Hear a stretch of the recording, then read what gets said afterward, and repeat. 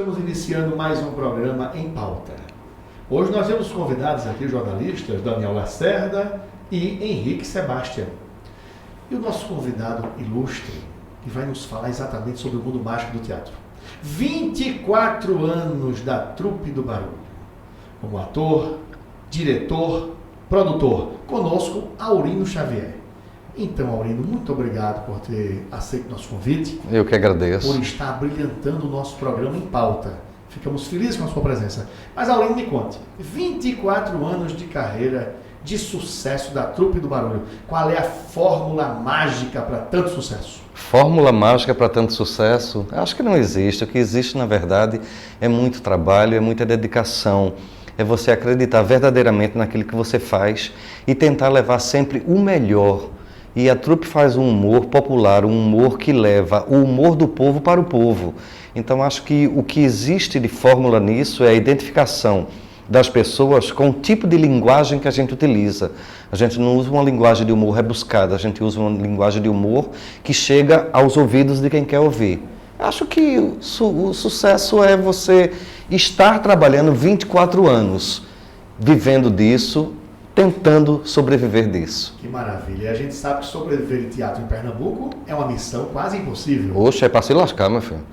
Quase impossível. Mas ainda assim vocês dizem o que o povo gosta de ouvir e falam a língua do povo, não é isso? Exatamente. A gente tenta buscar na essência do povo, do povão, daquele povo que está lá na padaria, que está na rua, daquele povo que quer escutar as coisas, e aí a gente põe no palco e aí verdadeiramente chegamos a comunicar. Muito bem, querido. Daniel Lacerda. Tudo bem, amigo? Tudo bom, Daniel? Me diz aí, existe algum benefício?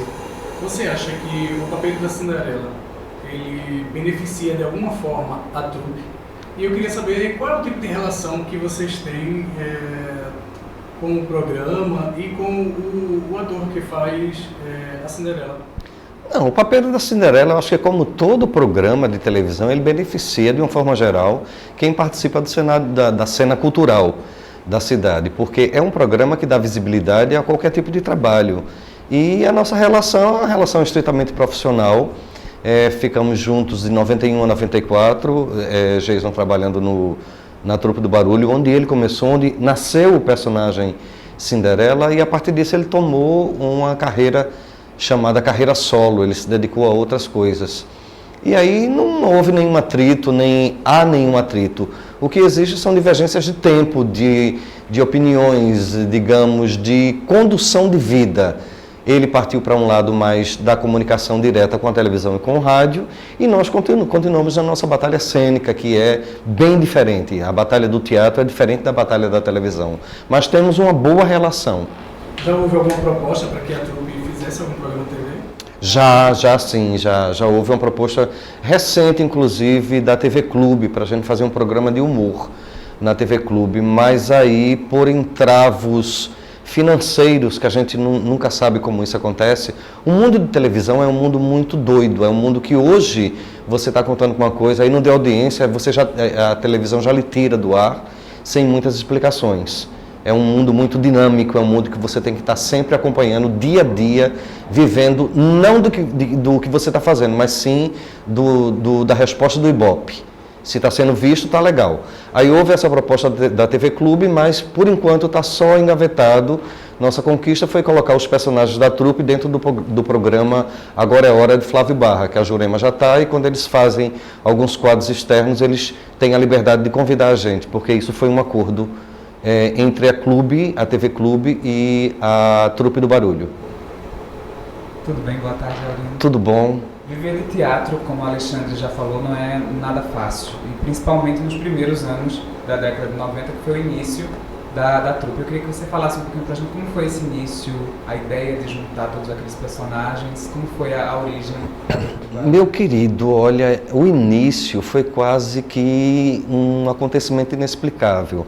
Primeiro porque o país estava bem balançado, a gente vivia uma crise muito forte no governo de Fernando Collor, e estava tudo muito ruim de consumo, estava ruim de produção, as pessoas, você acordava com um preço, no outro dia já era outro preço, E aí a cultura, infelizmente, quando você está em momentos de crise, o que mais sofre é a cultura, porque você não vai deixar de comprar o feijão com arroz para ir num cinema ou num teatro. A população sempre prioriza aquilo que é básico nas suas necessidades. Nós estávamos vivendo numa época muito conturbada, e nessa época todos os membros da Trupe do Barulho se dedicavam mais a shows noturnos, que era onde a gente ganhava um bom cachê nas boates, a gente se lascava de madrugada, porque ninguém tinha carro nessa época, a gente tomava ônibus com sacolões, com salto alto, com peruca, com vestido, parado pela polícia, dava um baculejo na gente, mas tinha que ganhar o dinheirinho. E de teatro infantil. E os produtores de teatro adulto sempre convidavam aquela mesma galera, que era Geison, era Rigá, era Luciano, era eu, era Beto Costa. E aí surgiu esse texto na mão da gente num dos shows que a gente estava fazendo na boate chamada Araras, em Boa Viagem, extinta boate Araras.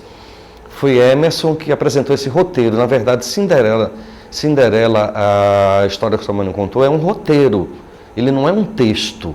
Então, como o Geison estava fazendo a direção da Boate Araras nessa época, ele convidou a gente e vamos montar esse roteiro. A gente montou um roteirinho para a boate.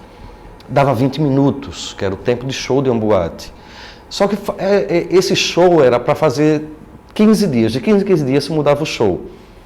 Só que deu 15 dias e a gente começou a ver chegar mais gente. O dono da boate, encantado.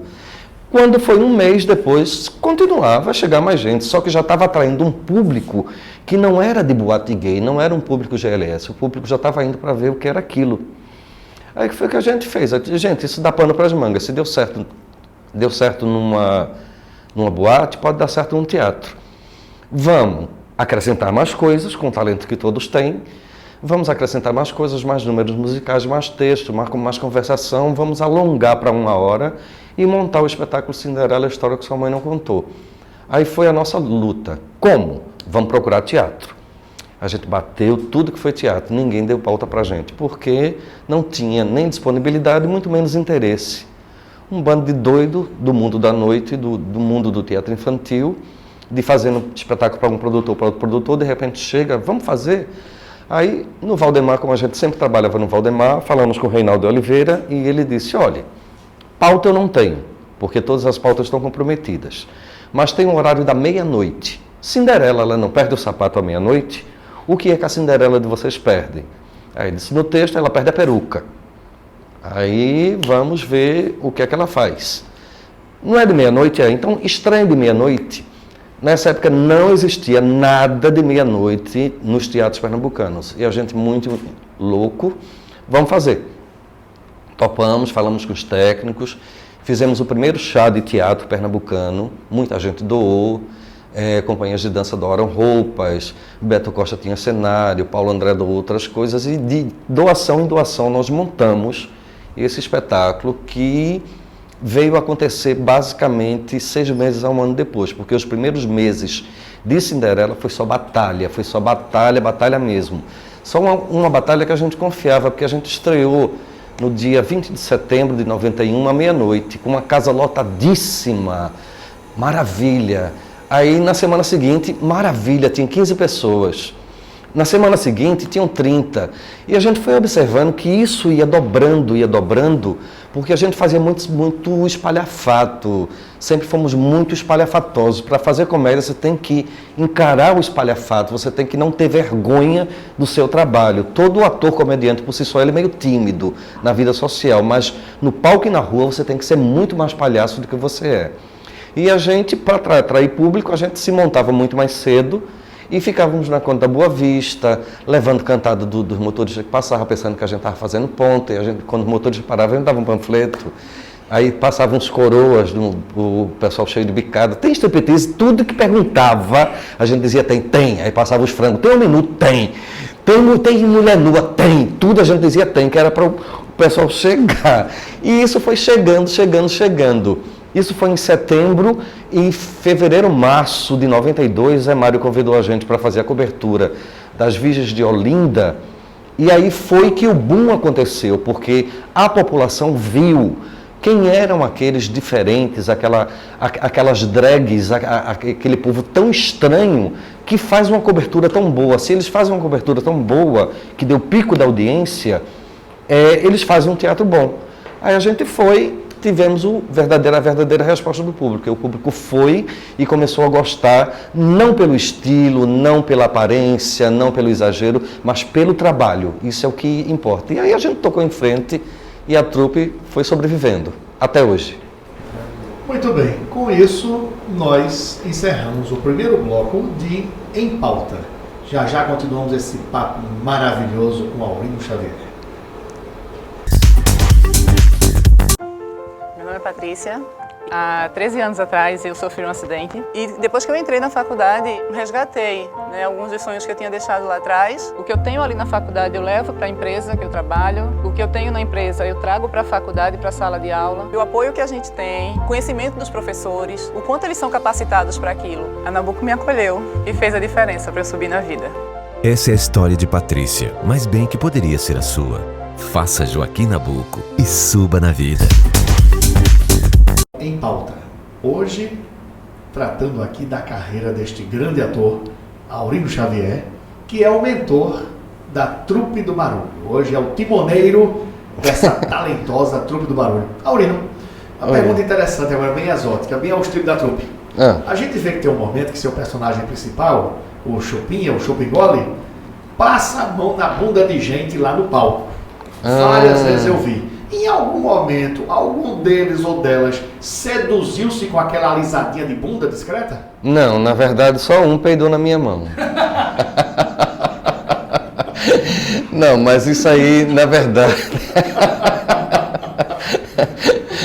Na verdade, ninguém passa a mão em nada de ninguém, cara. Teatro é uma grande ilusão. As pessoas pensam que a gente está passando, está alisando, mas não é. Não acontece nenhum toque físico, de fato não acontece. Então isso quer dizer que aquelas... O teatro é o mundo da ilusão. A gente faz de conta para você acreditar que aquilo é verdade. A história de passar a mão, de alisar, de dar dedada, não existe. É então, tudo pura ilusão. Cênica. É tudo cênico. A gente toca na roupa, as pessoas já estão pensando que a gente está alisando. Agora o peido foi de verdade, viu? Nossa, esse fato aconteceu mesmo? Aconteceu. Eu aproveitei. Minha gente, estamos impressionados, viu? Agora nos conta, Aurino, por favor, de onde foi que surgiu a expressão, o nome do personagem, Chupingole? O que é que ele chupava e engolia? Olha, na verdade, chupingole é uma coisa que se diz dos bicadinhos, dos bebuns. As pessoas, os caras estão tão bêbado, é tão papudinho, que ele não bebe mais, ele chupa e engole. E a gente estava ensaiando A Casa de Bernarda e Alba. E o personagem que eu fazia, no contexto do texto, o nome era O Garçom, ele não tinha nome. E como eu fui criando os personagens aos poucos, quando ele ficou com a total caracterização, com aquela bochecha, com aquela coisa toda, aí ficou parecendo um papudinho. Aí daí veio Chupa e Engole, porque ele só fazia beber. Ah, maravilha. Então, sugestivo o nome, veio exatamente daí o nome do personagem, Chupa e Engole. Exatamente. Muito bem, era uma dúvida que acho que não só eu, como jornalistas, e nosso público certamente tinha, de onde tinha vindo esse nome tão exótico. Tá bem explicado, viu, Aurino? Agora ninguém tem mais dúvida nenhuma. Aurino, eu agora te pergunto. Aurino por Aurino. Aurino por Aurino. Eu sou teimoso, batalhador, sou Aurino. Meu nome é Aurino, sou de Touro, então é Taurino. Eu sou uma pessoa muito persistente. Eu acredito muito ainda no ser humano. Eu acho que a base da vida está no ser humano. Quando você desacreditar do ser humano, então não deixe de viver, porque não vai ter mais graça, não. Bom, nós queremos, Aurino, hoje agradecer a presença do jornalista Daniel Lacerda e do Henrique Sebastião, a sua companhia, do nosso público, dos nossos telespectadores, e queremos agradecer, Aurino, a presença sua, a presença maravilhosa, um programa digestivo, maravilhoso, a gente sorriu bastante aqui. Ator, diretor, produtor, timoneiro da famosa, renomada Trupe do Barulho. Você hoje veio para abrilhantar, dar um brilho especial ao nosso programa Em Pauta. Muito obrigado a todos vocês que me convidaram. É um prazer estar colaborando com esse projeto. Eu aproveito, se tiver tempo no projeto piloto, de convidar vocês para a mais nova comédia da trupe, que está em cartaz no Teatro Valdemar de Oliveira, todo sábado às 9 da noite. Na edição tira, né? Todo sábado às 9 da noite no Teatro Valdemar de Oliveira, que se chama No Truque da Galinha Morta. No Truque da Galinha Morta é um truque, só você vendo para crer nas coisas mirabolantes que acontecem. Muito obrigado, Aurino. Valeu mesmo, foi uma entrevista maravilhosa. E logo mais nós voltamos na próxima semana com mais um Em Pauta.